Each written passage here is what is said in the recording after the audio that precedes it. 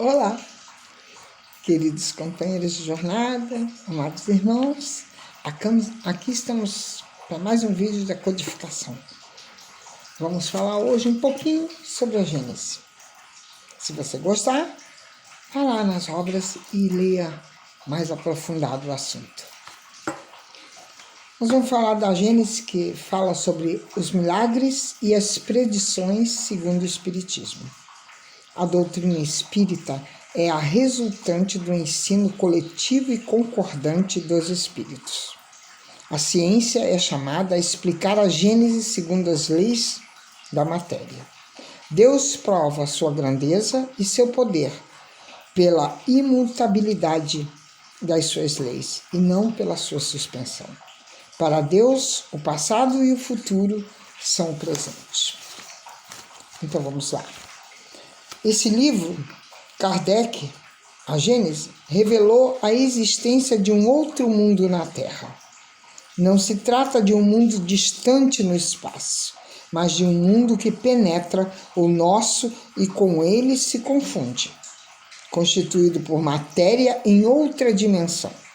Não deixa de ser também material e abriga, por assim dizer, a população dos que chamamos de mortos.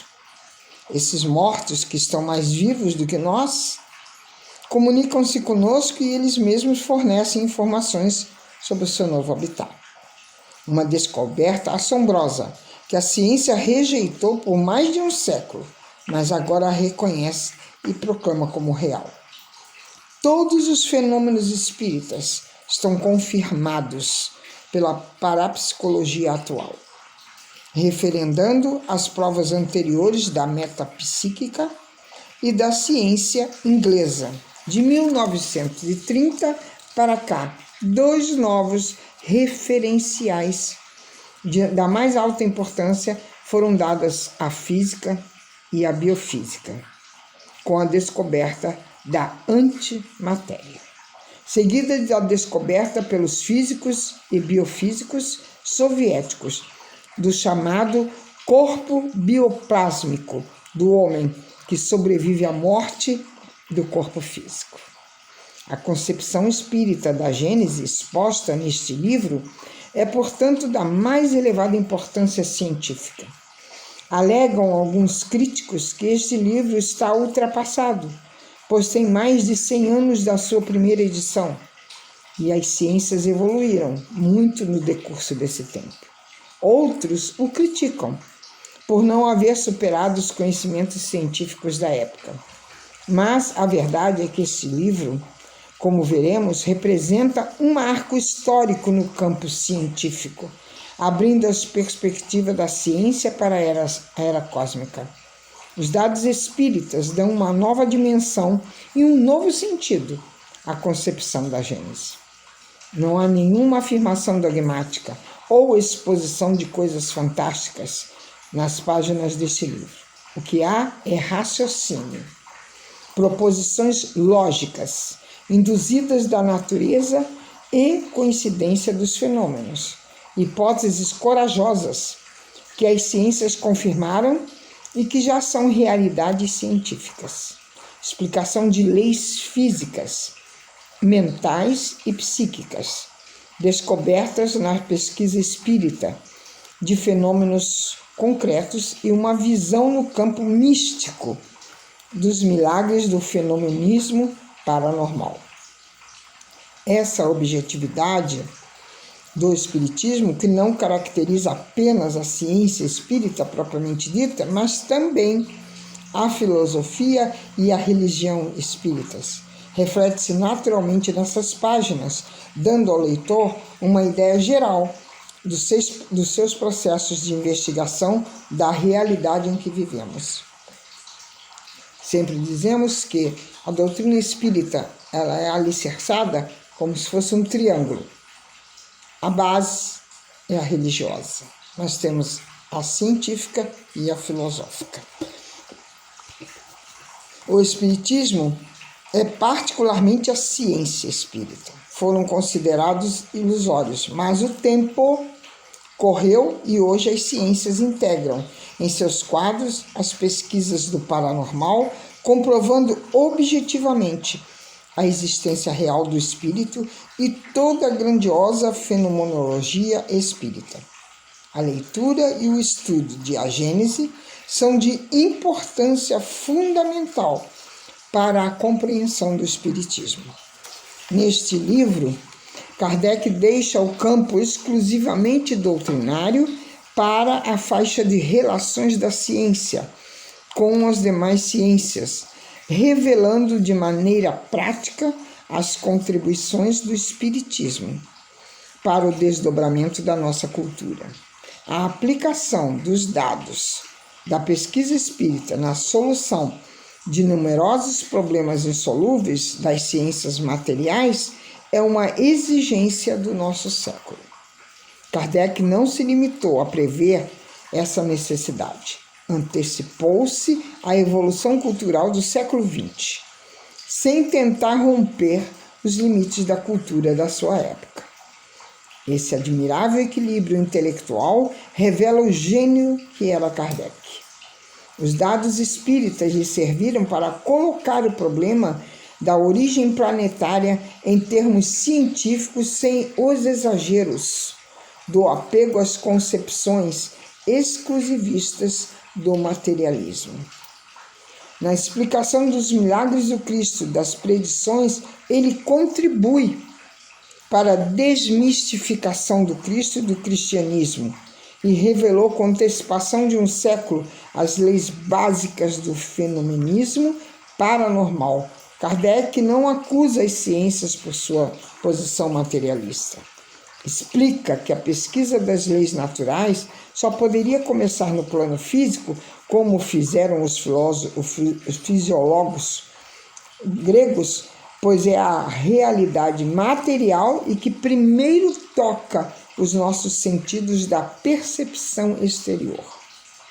Por isso mesmo, e como exigência metodológica, a investigação da realidade espiritual teria de se iniciar pela investigação das manifestações dessa realidade no plano fenomênico. Religião e ciência. O interesse de Kardec por uma explicação espírita da gênese planetária decorre também de uma questão de método. Muitos se impressionam com o fato de que todos os relatos da gênese que nos chegaram de eras arcaicas como o relato bíblico, através de obras orais ou escritas, sejam de natureza religiosa. Tem-se a impressão de que, na verdade, o próprio Criador quis dar aos homens as primeiras notícias do seu feito. Mas isso se explica pelo fato da natureza religiosa do homem lhe haver dado as primeiras concepções do mundo. Ainda hoje, as tribos selvagens do Brasil, como de todo o mundo, mesmo depois de contatos demorados com os civilizados, continuam sustentando suas curiosas lendas sobre a formação do mundo e a criação do homem. A relação do ato criador com as forças telúricas é também constante. O homem sempre nasce da terra ou das águas, de uma fonte misteriosa na mata ou de uma cachoeira, cujas rochas se mostram fundidas ou furadas pelas águas. Daquelas fendas e daqueles furos sustentam os indígenas, saíram os homens de todas as raças. É do animismo primitivo, da ligação genésica existente entre a alma do homem e a natureza, que o cerca de mistérios e espantos, que nascem essas concepções. Kardec, que se formara no Instituto de Pestalozzi, em Verdun, na Suíça, em relação constante com a natureza, conhecia bem esse problema e o experimentara nas sugestões que recebera da educação natural de Rousseau, através dos métodos pestalozzianos do ensino. Conhecendo os relatos bíblicos da Gênese em sua formação católica na França e os reencontrando no ambiente protestante suíço, impregnou-se de um naturalismo autêntico, haurido nas fontes naturais que orientou os seus trabalhos pedagógicos. e deu as suas pesquisas, a sua formação da doutrina espírita, uma orientação especialmente naturalista. Experimentar em si mesmo a necessidade da fusão da religião e da ciência, que mais tarde encontraria nas revelações dos espíritos superiores e desenvolveria na elaboração dos princípios da doutrina espírita. Elaborados os livros fundamentais do edifício doutrinário, Kardec partiu para as aplicações da nova mundividência na cultura do tempo, começando pelos problemas da gênese planetária. Todo o seu trabalho segue uma linha de raciocínio metódico, visando a renovação cultural na base de uma concepção unitária do conhecimento. O saber é um todo, que vai das experiências primitivas da magia às primeiras formulações religiosas, ao desenvolvimento do pensamento filosófico no despertar da razão, até as pesquisas científicas, o aprimoramento das manifestações estéticas e aos progressos tecnológicos. Nessa visão global da evolução humana, hoje confirmada pela teoria do conhecimento, o Espiritismo aparece como a cúpula de gigantesco edifício da cultura. Vamos falar aqui também um pouquinho, que a Gênese fala, da evolução do Espiritismo. Para esses problemas é que os espíritas devem voltar a sua atenção, se quiserem compreender o que Kardec dizia ao se referir à natureza evolutiva da doutrina. Não é através de pretensas revelações mediúnicas de espíritos e médiuns invigilantes e vaidosos, nem de percepções de videntes convencidos de suposta investidura missionária, e muito menos de reformas idealizadas por cientistas improvisados que revelam ignorar o próprio sentido da doutrina, que se fará o progresso do Espiritismo. Esse progresso só será possível depois que os adeptos sensatos consigam compreender a posição do Espiritismo no panorama geral da cultura. Os adeptos demasiado entusiastas, como advertiu Kardec, são mais perniciosos ao Espiritismo do que os seus adversários. São sujeitos a cair facilmente nas armadilhas da sua própria vaidade e desfigurar a doutrina com proposições ridicularizadoras. Precisamos acordar para essa desoladora verdade. O Espiritismo é ainda o grande desconhecido, até mesmo dos espíritas, que pensam havê-lo dominado completamente. Por isso, os espíritas dotados de humildade suficiente para reconhecer a sua incompetência espiritual e intelectual, para tanto servem melhor a doutrina e a preservam das deturpações dos invigilantes. O Espiritismo é o alicerce de uma nova civilização, a plataforma das futuras conquistas da humanidade. Precisamos estudá-lo com o respeito devido às obras-primas do saber humano, todas elas sempre orientadas por gênios da cultura, sob a assistência constante dos espíritos superiores que velam pela nossa evolução planetária.